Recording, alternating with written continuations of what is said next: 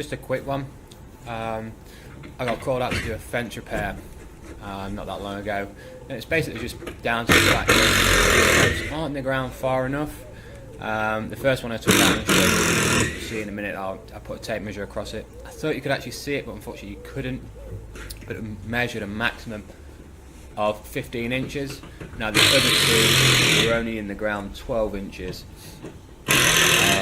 So what has basically happened here is there was obviously a weak point in the middle post, or the middle of the three that I'm replacing, and it's been allowed to wobble and snap, and then obviously that one's snapped and been able to wobble more, which has then knocked the other two out either side. Now if these posts had been in 2 foot, I'm not saying that it would have done, but it would have stood more of a chance of standing up and not snapping, basically. So this is just a simple process of me taking out a fence panel, sorry, should I say, before starting to take out the posts.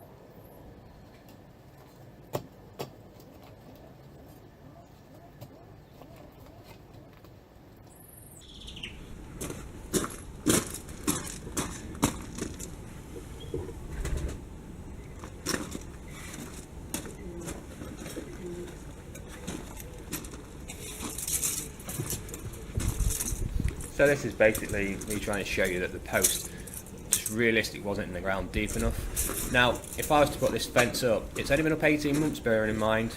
Not quite sure why she didn't call the other people who put it up back.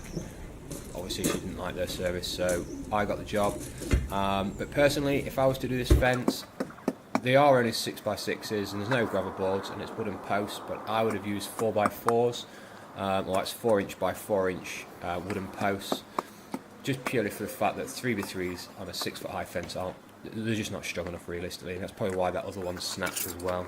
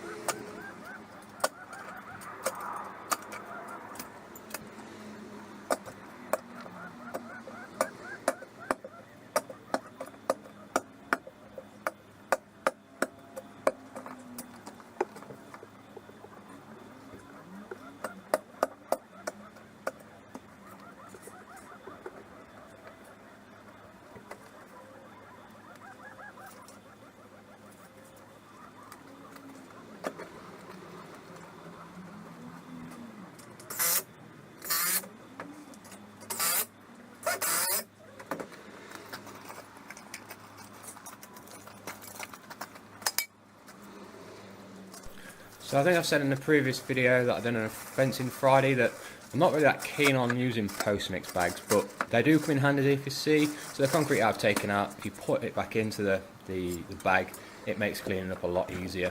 Now the access for this job was actually straight through a house. There was no access, other access should I say, to get to the garden. Made it a little bit tricky, but you know, it wasn't too bad. Glad it wasn't raining because it would have left some big footprints for a house. But yeah, just a little tip for trying to keep yourself clean and tidy, because there's nothing worse than doing a job than having a massive clean up to do afterwards.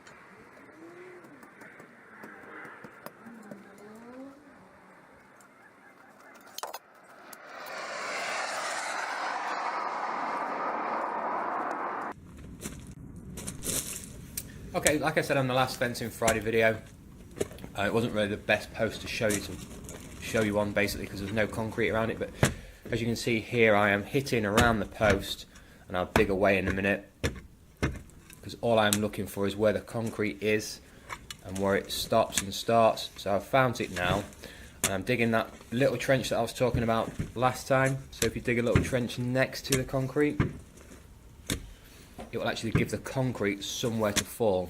So if you keep watching, I'll dig this little hole, and when I break the concrete, it's got somewhere to go.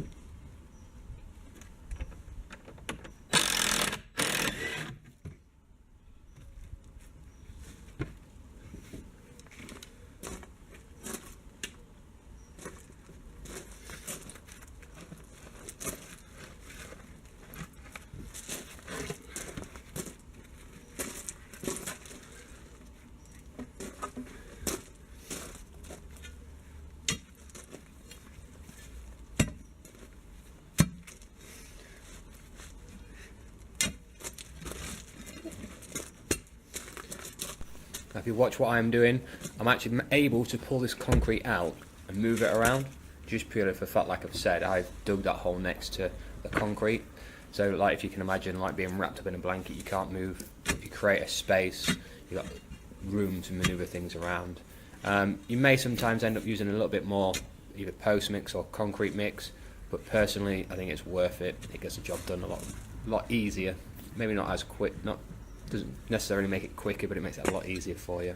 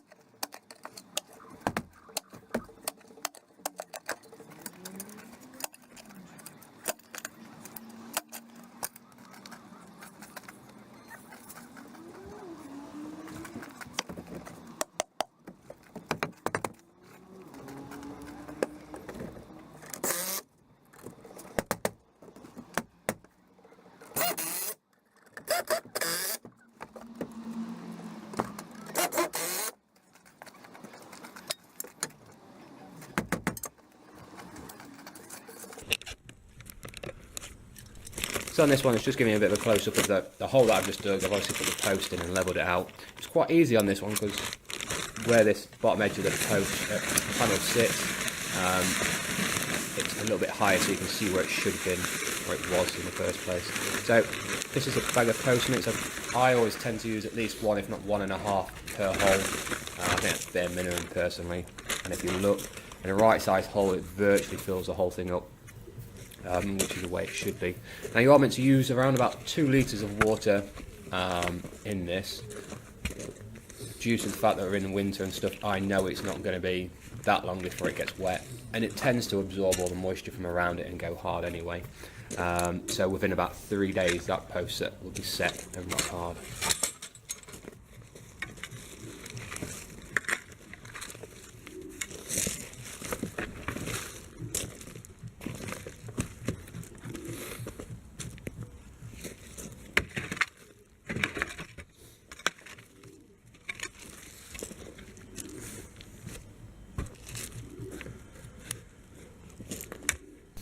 Now I've talked about using the stomper for firming up the post like I'm doing here. Just err on the side of caution a little bit sometimes when you do this, especially if you put a new fence in where it can go anywhere. You can actually push your post out or out of line, should I say, if you're not careful.